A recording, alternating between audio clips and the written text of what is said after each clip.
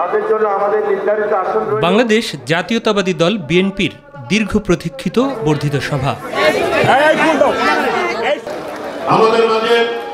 পবিত্র কোরআন তিলাওয়াতের মধ্য দিয়ে আনুষ্ঠানিকতা শুরুর পর শ্রদ্ধা জানানো হয় ২৪-এর গণ অভ্যুত্থান সহ বিগত দিনের গণতান্ত্রিক আন্দোলনের শহীদদের প্রতি। মহাসচিব মির্জা ফখরুল ইসলাম আলমগীরের স্বাগত কথা এবং ভারপ্রাপ্ত চেয়ারম্যান তারেক রহমানের উদ্বোধনী বক্তব্য শেষ হয় পর্যায়ক্রমে। দেশে জনগণের ভোটাধিকার ফিরিয়ে দেওয়া হবে।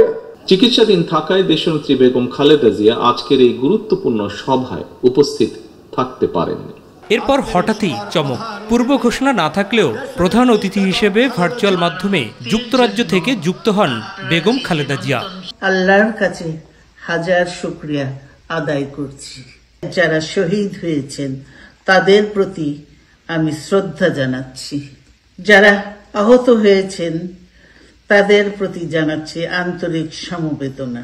সবার প্রতি কৃতজ্ঞতা জানিয়ে অভ্যুত্থান ধরে রাখার মূল মন্ত্র তুলে ধরেন সাবেক একাধিকবারের এই প্রধানমন্ত্রী।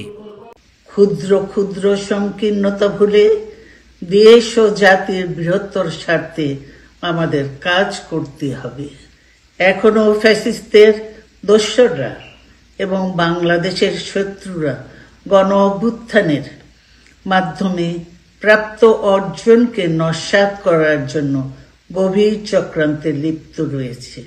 ইস্পাত কঠিন ঐক্যের মাধ্যমে জনগণকে সঙ্গে নিয়ে এবং চক্রান্তকে ব্যর্থ করে দিতে হবে। দেশের স্থিতিশীলতা ধরে রাখতে দ্রুত জনগণের সরকার প্রতিষ্ঠার উপর জোর দেন বিএনপি চেয়ারপারসন। জনগণের প্রত্যাশা, রাষ্ট্র মেরামতের ন্যূনতম সংস্কার দ্রুত সম্পন্ন করে গণতান্ত্রিক ব্যবস্থায় ফিরে যাওয়ার জন্য সকলের কাছে গ্রহণযোগ্য একটি নির্বাচন অনুষ্ঠান সম্পন্ন করা।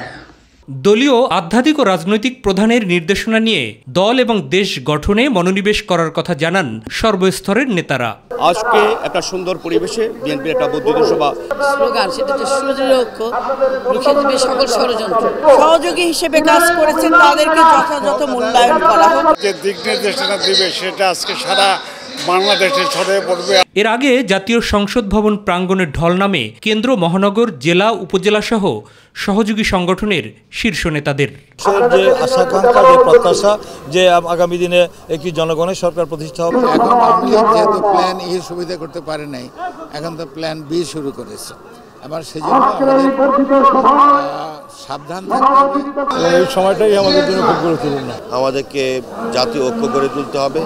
আগামী দিনে জনগণের পাশে থেকে জনগণকে পাশে রেখে দেশ গঠনের জন্যে এই তৃণমূল নেতাদেরও নির্দেশনা দিয়েছেন বিএনপির শীর্ষ নেতৃত্ব। সেই নির্দেশনার আলোকে স্থানীয়ভাবে দল গড়ে তোলে আগামী দিনের নির্বাচনে কাঙ্ক্ষিত ফলাফল আসবে বলে মনে করেন এই বর্ধিত সভায় অংশ নেওয়া প্রত্যেকে। মাহবুব সৈকত, মাই টিভি, এলইডি হল, জাতীয় সংসদ, ঢাকা।